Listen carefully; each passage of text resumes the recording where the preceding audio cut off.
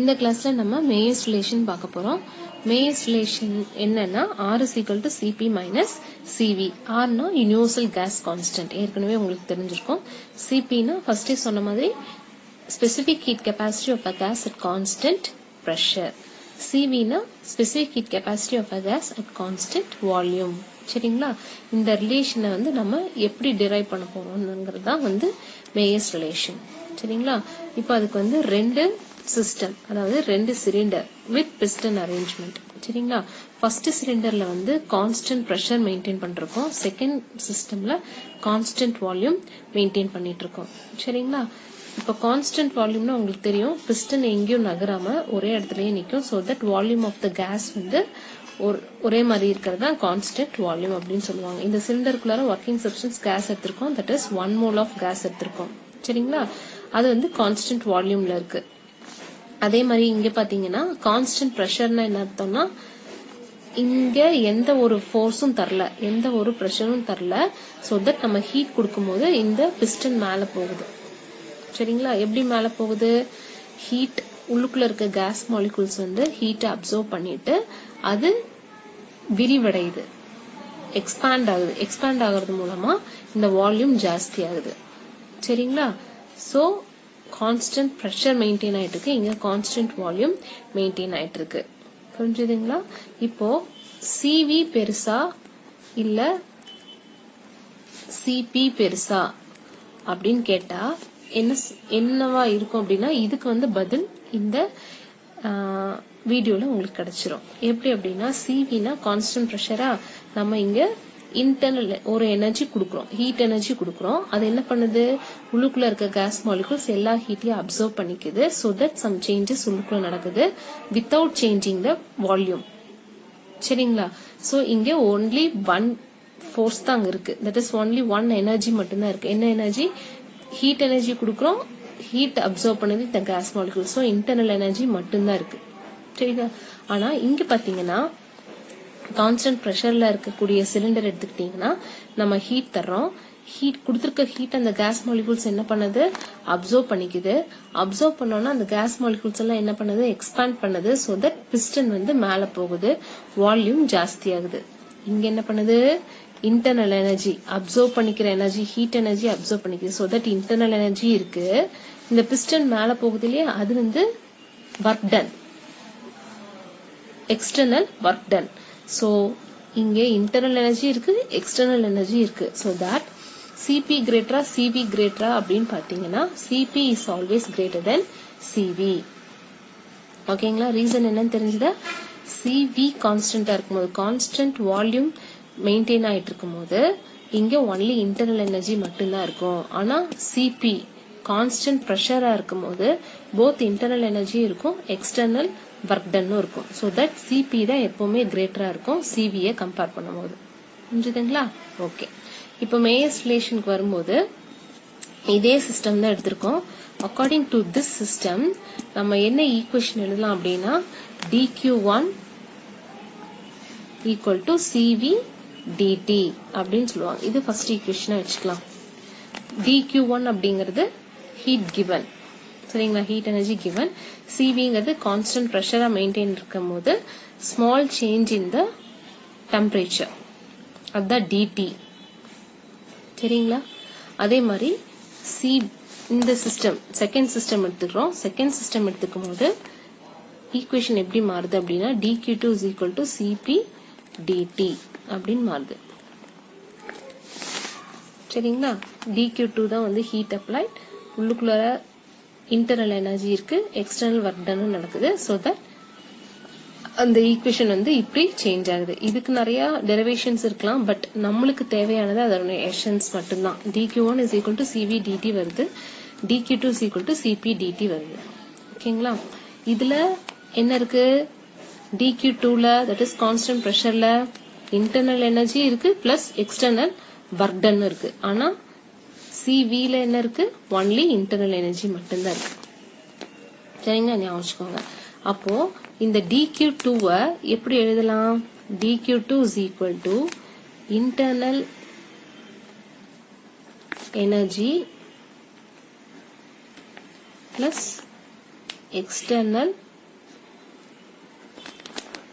work done.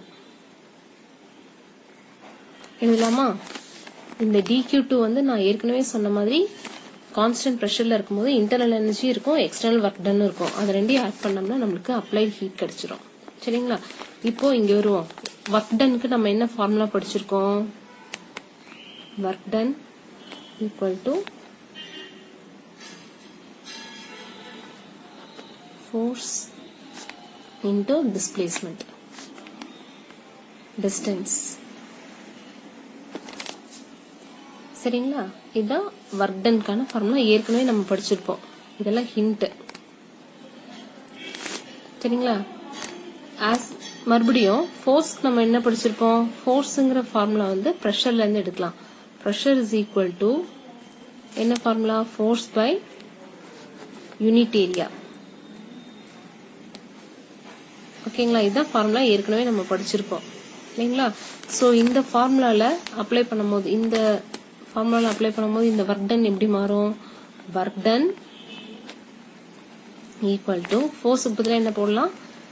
இந்த area இப்படி வந்துச்சு என்ன ஆகும்?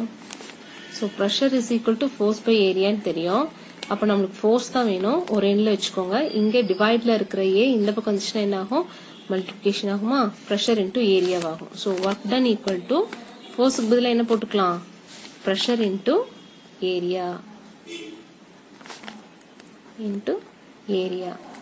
ஃபோர்ஸுக்கு பதிலா தான் பிரஷர் இன்டூ ஏரியா போட்டிருக்கோம். அப்ப டிஸ்டன்ஸ் அப்படியே வரும் இல்லையா? அப்படியே போட்டுக்கலாம். ஓகே.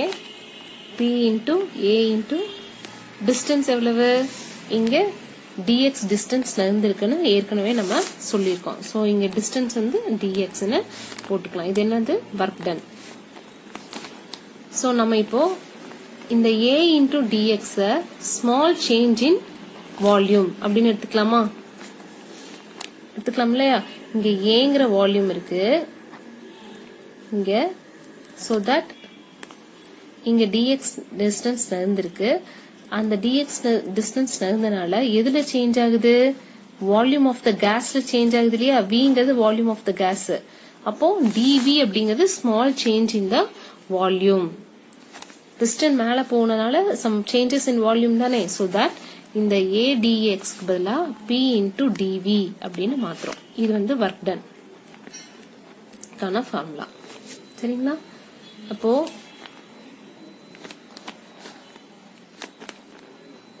இது வந்து தேர்ட் ஈக்குவேஷன் வச்சுக்கலாம். இந்த இது வந்து ஃபோர்த் ஈக்குவேஷன். அப்போ சப்ஸ்டிடியூட்